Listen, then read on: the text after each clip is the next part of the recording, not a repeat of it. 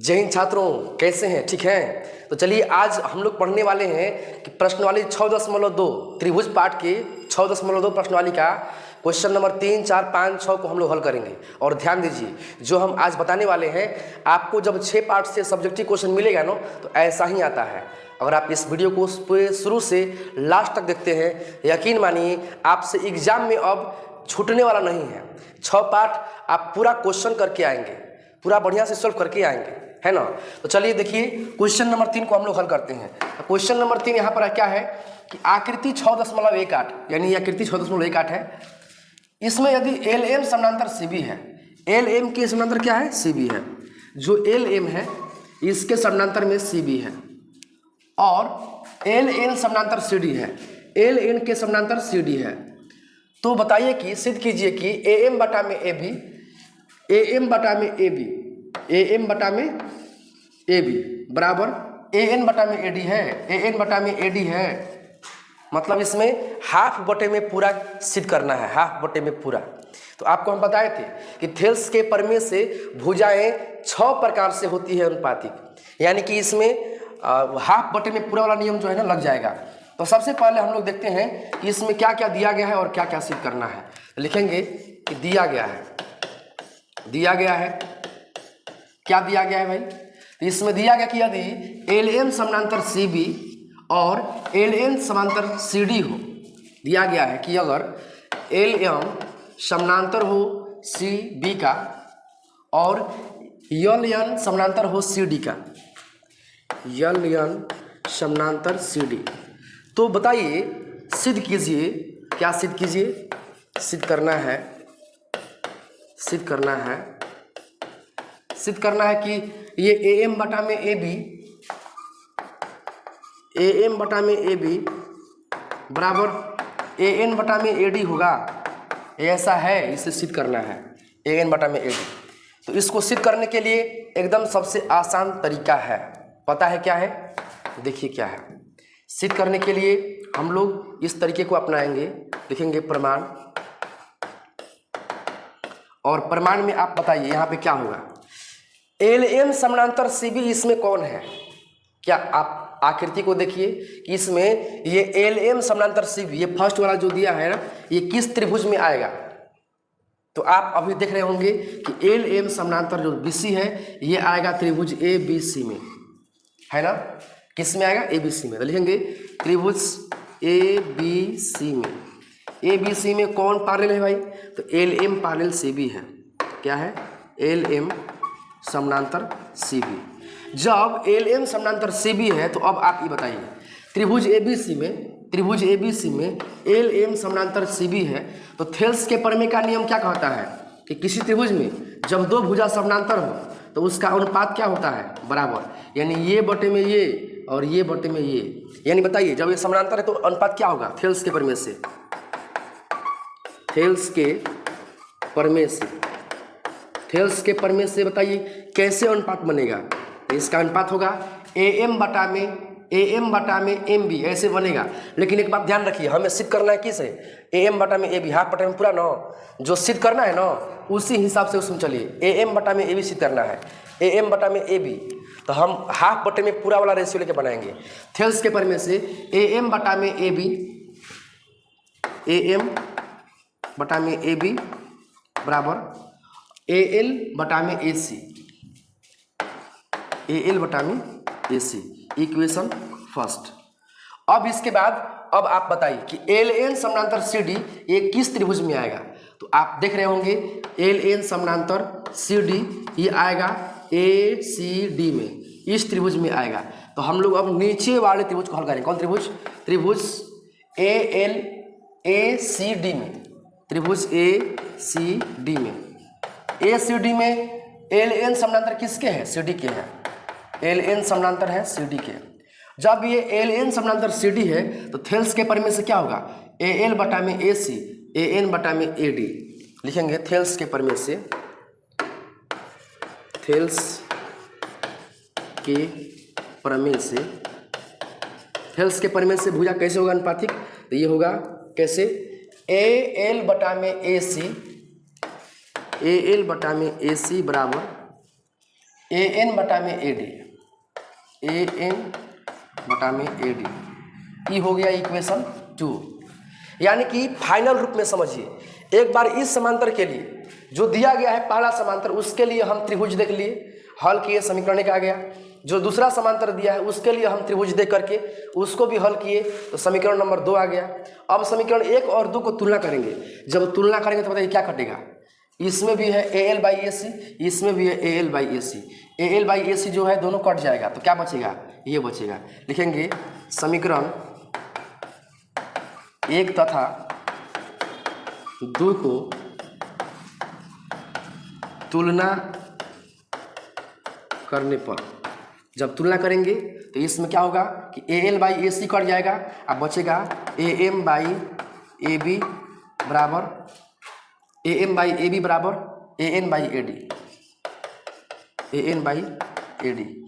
ठीक है। और यही देखिए, जब A L by A C cut गया ना, तो A M by A B बच गया, इसमें A N by A D बच गया। यही जो है सिद्ध हो चुका है। आप देखिए A M by A B, A N by A D, A M by A B, A N by A D, यही सिद्ध हुआ, प्रूव। ये बहुत आसान है। और एग्जाम में जब त्रिभुज पाठ से सब्जेक्टिव में आए तो यकीन मानिए कि ऐसा क्वेश्चन अगर आ जाए तो अब आपसे छूटने वाला नहीं है। अगर बेहतरीन रूप से इसको देख लिए तो, रिवीजन कर लिए तो ये छूटने वाला है नहीं। क्वेश्चन नंबर 4 देखिए, आकृति 6.19 में डी ई पैरेलल ए सी है और डी एफ पैरेलल ए ई है। तो सिद्ध करना है, क्या सिद्ध करना है कि बी एफ बटे में एफ ई और बी ई बटे में ई सी। ठीक है। आपको अभी ऐसा क्वेश्चन हम लोग अभी जस्ट क्वेश्चन नंबर 3 में हल किए, आज से वैसा ही 4 नंबर सवाल है। अब बताइए बेटा कि डी ई और समांतर ए सी है, तो डी ई समांतर ए सी किस त्रिभुज में आएगा। आप पहले त्रिभुज का चुनाव कीजिए। डी ई समांतर ए सी किस में आएगा, तो डी ई समांतर ए सी आएगा। देखिए डी ई समांतर ए सी, डी ई समांतर ए सी, तो डी ई समांतर ए सी, ये आएगा ए बी सी में, ए बी सी में आएगा ना, डी ई समांतर ए सी।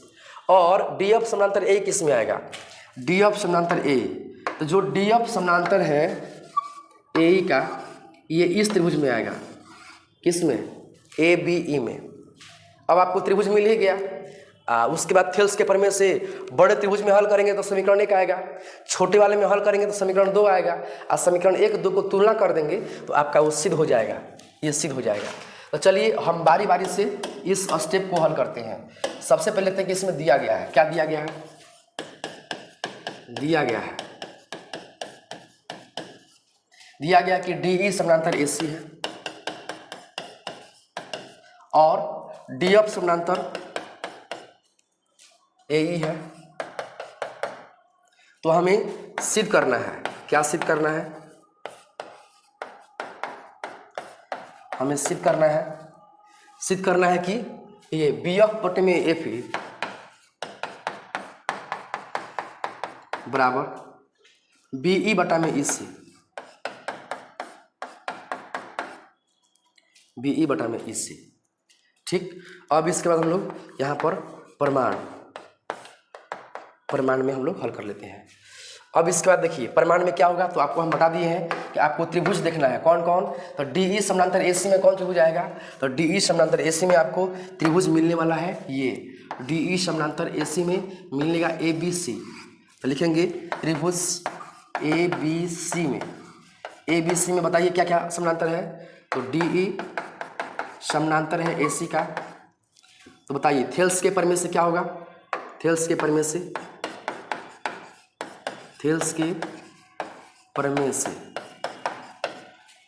हम क्या लिखें, तो अब देखिए जो सिद्ध करना है वो मिलाइए कि बी एफ बटे में एफ ई या बी ई बटे में ए सी। कैसे दिया है, बी एफ बटे में एफ ई या बी ई बटे में ई सी।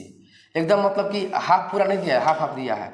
तो आपको वही काम करना है कि हाफ हाफ लेना है। डी ई समांतर ए सी है ना, तो डी ई समांतर ए सी है, तो ऐसे लेंगे थेल्स के प्रमेय से बी डी बटा में डी ए और बी ई बटा में ई सी। हम बी से उठाएंगे तो बी डी बटा में डी ए और बी ई बटा में ई सी। कैसे हुआ, बी डी बटा में डी ए बराबर बी डी बटा में डी ए और बी ई बटा में ई सी, बी ई बटा में ई सी, इक्वेशन फर्स्ट। अब सेम इसी प्रकार से हम लोग यहाँ पर हल कर लेते हैं उसका।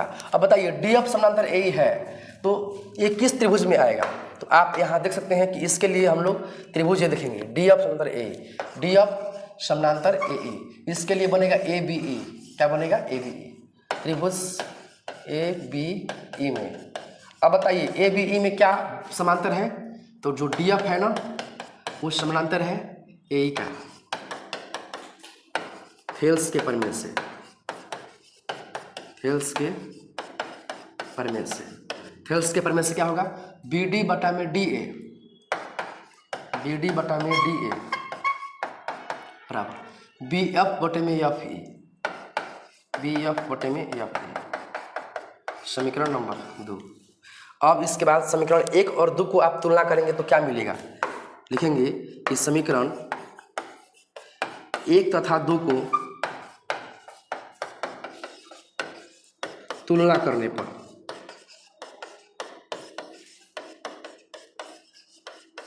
जब इसको तुलना करेंगे तो B D by D A cut जाएगा, क्या बचेगा? B E by E C बराबर B F by F E, यानी कि B D by D A cut गया, B E by E C और B F by F E बच गया। यही जो है सिद्ध हो गया, क्योंकि हमें यही सिद्ध करना था। आप इसको मिला सकते हैं, B F by F E और बी ई बाई ई सी यहाँ पे है और B F by F E इधर में है, ठीक है। तो इस तरह से ये सिद्ध हुआ। तो जैसे 3 बना वैसे ही 4 बना, आप खुद इसको इमेजिन कर रहे होंगे, देख रहे होंगे। चलते हैं अब हम लोग इस तरह से क्वेश्चन नंबर 6 में, 5 में। आकृति 6.20 में डी ई समानांतर ओ क्यू और डी एफ समानांतर ओ आर है, तो दर्शाइए कि ई एफ समानांतर क्यू आर है।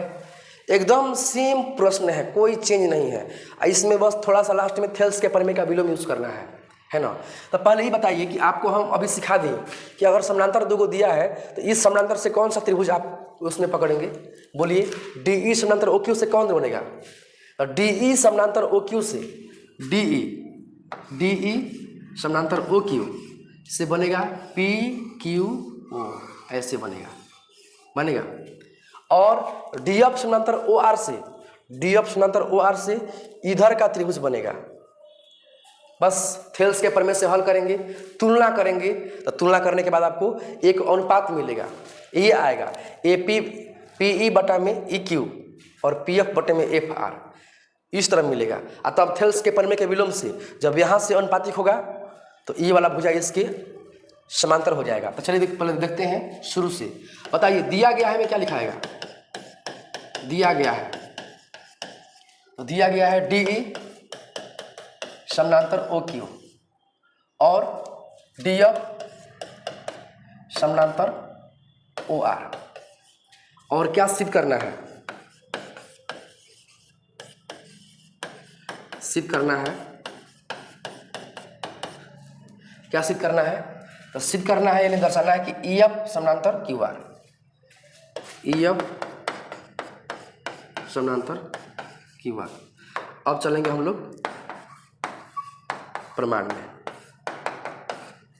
अब बताइए प्रमाण में इसमें कैसे होगा? तो आपको हम बताए हैं कि ये जो डी ई समानांतर ओ क्यू है ये किस त्रिभुज में है? तो इस हाफ वाले में है, यानी कि त्रिभुज पी क्यू ओ में है। तो त्रिभुज पी क्यू ओ में, अब बताइए पी क्यू ओ में क्या क्या समानांतर होगा? तो ई डी समानांतर क्यू ओ, ई डी समानांतर क्यू ओ। तो बताइए ये क्या होगा? थेल्स के प्रमेय से, थेल्स के प्रमेय से, थेल्स के प्रमेय से इसमें होगा अनुपातिक पी ई बटा में ई क्यू, पी ई बटा में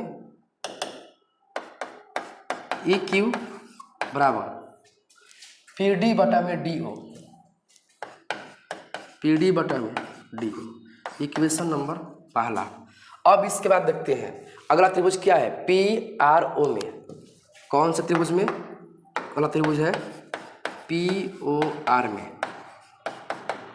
पी ओ आर में कौन है? तो पी ओ आर में जो है ना ओ आर समानांतर डी एफ है, ओ आर समानांतर डी एफ।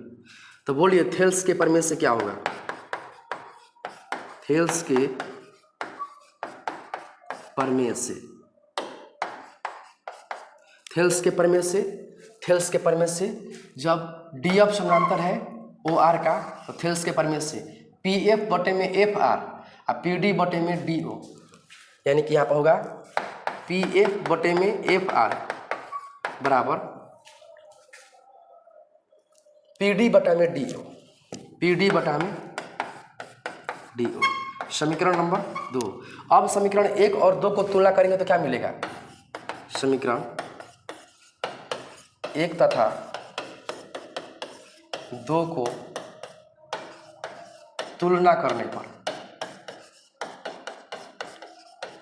जब तुलना करेंगे तो आपको क्या मिलेगा कि यहाँ पर देखिए इसमें क्या कटेगा, तो पी डी बटा में डी ओ, पी डी बटा में डी ओ कट जाएगा, क्या बचेगा? पी ई बटे में ई क्यू बराबर पी एफ बटे में एफ आर, ऐसा बचेगा। अब बताइए हमें सिद्ध क्या करना है? हमें तो सिद्ध करना है, समानांतर दिया है सिद्ध करने के लिए, यहाँ पर तो अभी आया बटा में, तो अब इसको मिलाइए कि ये बटा में क्या दे रहा है, पी ई बटा में ई क्यू और पी एफ बटे में एफ आर, पी ई बटा में ई क्यू और पी एफ बटे में एफ आर। तो थेल्स का प्रमेय का विलोम का नियम जानते हैं आप? हाँ, थेल्स के प्रमेय का विलोम का नियम ये कहता है कि अगर किसी त्रिभुज में अगर इसका अनुपात बराबर हो, ये बटा में ये बटा में ये बराबर हो, तो ये दोनों भुजा आपस में क्या होती है? समानांतर होती है। तो आपको यहाँ पर क्या मिल रहा है कि पी एफ बटे में एफ आर, नहीं यहाँ पे पी ई बटे में ई क्यू और पी एफ बटे में एफ आर, पी ई बटे में ई क्यू और पी एफ बटे में एफ आर दोनों क्या है? अनुपातिक है। तो जब दो भुजा यहाँ पर अनुपातिक हो तो थेल्स के प्रमेय का विलोम कहता है कि जब भुजाओं का अनुपात समान हो तो वो भुजा क्या होती है? समानांतर। तो थेल्स के प्रमेय के विलोम से यह समानांतर किसका हो जाएगा? क्यू आर का। लिख देंगे थेल्स के प्रमेय के विलोम से क्या होगा? तो समानांतर होगा कौन कौन?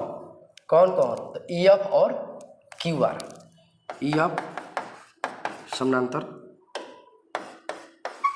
क्यू आर, यही जो है सिद्ध हुआ।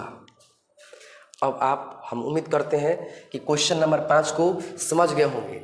जैसे क्वेश्चन नंबर 3 बताए उसी पर आधारित 4 था और 5 भी है। अब 5 बताए जो समानांतर करना था, 5 बताए तो 5 के जस्ट 5 के जैसा 6 है। आप यहाँ देखिए, सवाल खुद पढ़ के आजमाइए। आकृति 6.21 यही है, क्रमशः ओपी ओक्यू और ओ आर पर स्थित बिंदु ए बी सी है, ठीक है ना। ये सब पर बिंदु दिया गया कि ओपी और ओक्यू और ओ आर पर बिंदु ए बी और सी है। तो इसमें दर्शाना है। एक चीज़ और दिया है, इस प्रकार है कि ए बी समानांतर पी क्यू है। ए बी किसके समानांतर है? ए बी समानांतर है पी क्यू का। तो जब ये समानांतर मिल गया तो ये कौन त्रिभुज में आएगा? इस त्रिभुज में आएगा पी ओ क्यू में आएगा ना। अब देखिए ए सी समानांतर पी आर किस त्रिभुज में आएगा? ए सी समानांतर P R P O R में आएगा। तो ये और ये दिया गया है, तो सिद्ध करना है कि बी सी समानांतर क्यू आर दर्शाइए, बी सी और क्यू आर को सिद्ध कीजिए कि यह है कि नहीं। तो इसके लिए एकदम से वैसे ही बनेगा। लिखेंगे क्या दिया गया है क्या क्या समानांतर है? ए बी समानांतर है पी क्यू का और ए सी समानांतर है पी आर का। तो हमें क्या सिद्ध करना है? हमें सिद्ध करना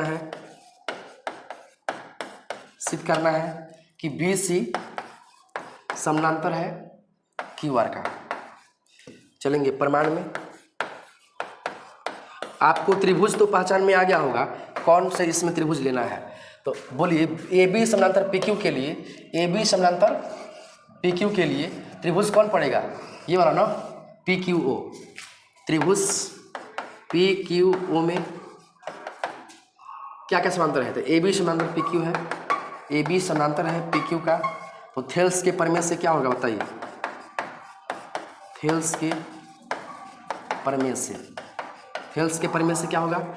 ऐसे होगा क्यू ए ओ ए, ऐसे होगा। यहाँ से ओ से उठाएंगे, ओ ए बटा में ए पी, ओ ए बटा में ए पी और ओ बी बटा में बी क्यू। ध्यान दीजिए, बहुत सारे बच्चे के मन में ऐसा होता है कि पी ए बटे में ए ओ, क्या हम लोग पी से नहीं उठाएंगे?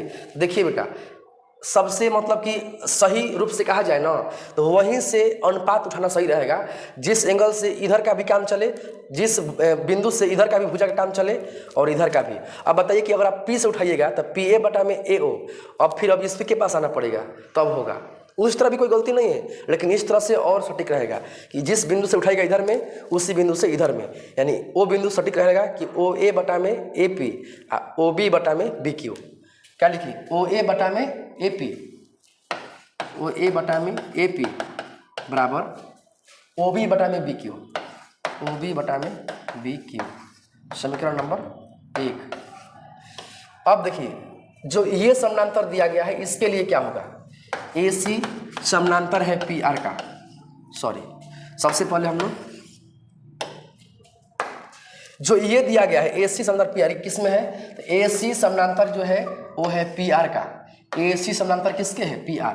तो AC PR किस में आएगा? POR में आएगा। त्रिभुज POR में। POR में क्या है? AC समानांतर है PR का। तो थेल्स के प्रमेय से, थेल्स के प्रमेय से, थेल्स के प्रमेय से OA बटा में AP, OA बटा में AP बराबर OC बटे में CR, OC बटे में CR। समीकरण नंबर 2। समीकरण 1 और 2 को तुलना करेंगे तो क्या कटेगा? OA बटा में AP, OA बटा में AP कटेगा। समीकरण 1 तथा 2 को तुलना करने पर, तुलना करेंगे तो OA बाई AP कट जाएगा। क्या बचेगा? OB बाई BQ बराबर OC by CR। OB by BQ, OC by CR ये अनुपात में क्या कहता है?